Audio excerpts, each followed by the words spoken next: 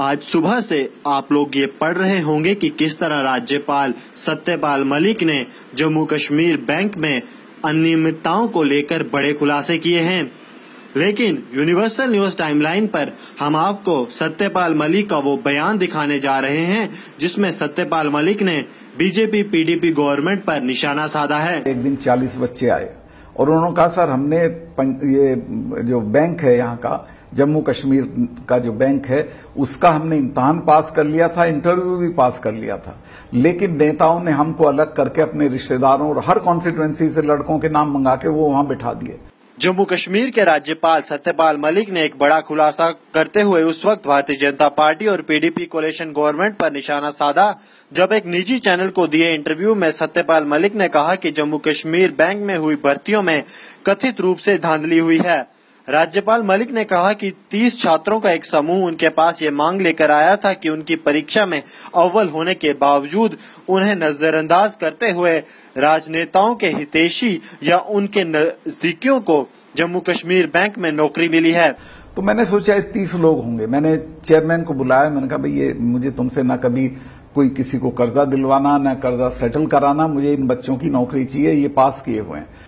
ये बात जब राज्यपाल ने जम्मू कश्मीर बैंक के चेयरमैन परवेज अहमद से की तो उन्होंने राज्यपाल को बताया कि इन युवाओं की संख्या 30 नहीं बल्कि 582 है जिन्हें नजरअंदाज करके राजनेताओं ने अपने चहेतों की नौकरियां लगवाई थी। उसने कहा सर ये 30 नहीं है। मैं क्यों? कहने लगे ये 582 केस हैं। 582 बच्चे थे जो इम्तिहान पास करके भी नहीं लगे थे। ये है कश्मीर की ट्रेजेडी। इतनी धांधली होती है कि जिसका कोई रसूख नहीं है, जिसका कोई ऊपर नहीं है या जो रिश्वत नहीं देता है उसको नौकरी के कोई चांसेस नहीं। हालांकि राज्यपाल ने भारतीय जनता पार्टी के बारे में कुछ नहीं कहा। उन्होंने सिर्फ ये कहा कि भारतीय जनता पार्टी इस मामले में अपना पक्ष खुद रखेगी। इसका जवाब बीजेपी देगी, लेकिन मैंने उसको ये कहा कि आप किसी भी तरह इनका अधिकार बनता है, इनको दीजिए। उसने कहा मुझे फाइनेंस सेक्रेटरी भी मेरे बोर्ड में होते, मैं उसे भी कहूं। मैंने फाइनेंस सेक्रेटरी को कहा, उसने कहा मैं खुद पेश करूंगा ये प्रस्ताव और यूनानिमसली वो प्रस्ताव पास करके होंगी। पिछले हफ्ते 582 बच्चों को अपॉइंटमेंट लेटर मिल गया। अगर उनके साथ इसी तरह नौजवानों के साथ इंसाफ होता तो आज ये दिन नहीं होता। कोई पत्थर नहीं फेंकता। वो निराशा में है, सब अंधेरे में हैं, उनको ये लगता हमारा कोई है नहीं, हमारा कोई मददगार नहीं है। राज्यपाल के इस बयान को पीडीपी ने कड़े हाथों लिया है। उन्होंने कहा कि राज्यपाल सुनी सुनाई बातों पर विश्वास कर रहे हैं। पीडीपी के प्रमुख प्रवक्ता रफी अहमद मीर ने यूनिवर्सल न्यूज टाइमलाइन से बात करते हुए ये कहा कि अभी जांच भी नहीं हुई है और राज्यपाल इस तरह की बात कर रहे हैं। राज्यपाल को जांच पूरी होने तक का इंतजार करना चाहिए।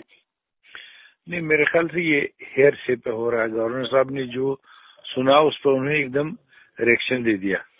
सवाल ये पैदा होता है कि अगर कोई स्पेसिफिक कहीं पे इल्जामात होंगे ऐसे, उसकी तो बाज़ाब्ता इंक्वायरी होती है। वो खुद ही कह रहे हैं कि हमने इंक्वायरी की और मालूम है इसमें कौन इन्वॉल्व है। जब इंक्वायरी शुरू ही नहीं हुई तो हर बंदे बशर को, हर ब्यूरोक्रेट को, हर अफसर को करप्ट ठहराना ठीक नहीं है।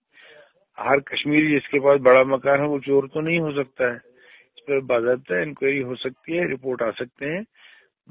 ये थोड़ी है कि इतना सिस्टम कोई सरकार ब्रेक कर सकती है। लेकिन सर उन्होंने कहा कि जो परवेज अहमद जो चेयरमैन है जेके बैंक के, उन्होंने उनको बताया है। नहीं, बताने से कुछ नहीं होता, वो तो गवर्नर है। मुझे बताइए, यहाँ पर ये भी इल्जामात है जो म्युनिसिपैलिटी के इलेक्शन है इसमें सरकार ने बहुत पैसा खर्च किया।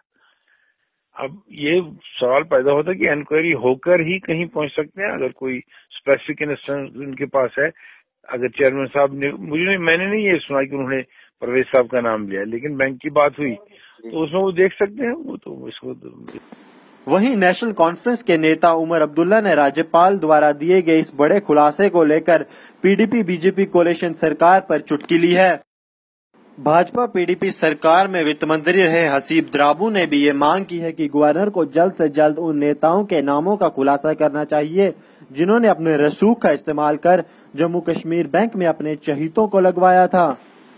वहीं जम्मू कश्मीर भाजपा के अध्यक्ष रविंद्र रैना ने ये कहा है कि उन्हें पहले से पता था कि पुरानी सरकारों ने अपने कई बड़े कर्ज जम्मू कश्मीर बैंक से माफ करवाए हैं।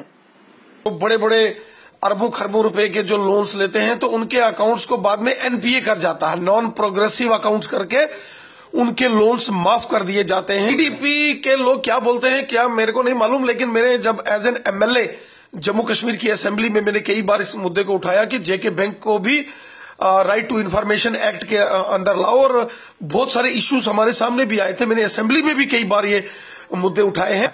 और गवर्नर महोदय कोई अनजान तो है नहीं है, नादान तो है नहीं है, एक कॉन्स्टिट्यूशनल पोस्ट पर बैठे, बहुत ही जिम्मेवार पोस्ट पर बैठे हमारे एक अधिकारी हैं और गवर्नर महोदय हैं। वो मेरे को नहीं लगता है कि उन्होंने कुछ गलत बोला होगा, उन्होंने बिल्कुल ठीक बोला। और इन सारे मामले की प्रॉपर इन्वेस्टिगेशन होना चाहिए, और खासकर जो अरबों खरबों रुपए के लोन्स जेके बैंक द्वारा दिए गए और बाद में बड़े बड़े प्रोजेक्टों को दिए गए और बाद में वो पैसा वापस नहीं लिया गया, एनपीए कर दिया। ऐसे केसेस भी हैं, अभी मेरे पास नहीं है, मैं आपको दे दूंगा, कि जो लड़का कश्मीर एडमिनिस्ट्रेटिव सर्विस के इम्तिहान में नहीं बैठा और सिलेक्ट हो गया। और ऐसे भी केस हैं कि जो 1 नंबर से रह गया था वो बेचारा 4500 रुपए की नौकरी पे पढ़ा रहा है। मेरे पास आया था कि साहब हम ऐसे 1600 लड़के हैं और सर्दी में हमारी 3 महीने के लिए बंद कर दी जाती है तनख्वाह। हमारा अगर ये 3 महीने हमसे आप अगर क्यारी खुदवाने का काम भी देंगे तो वो दे दें, पर हमारी तनख्वाह मिलती है।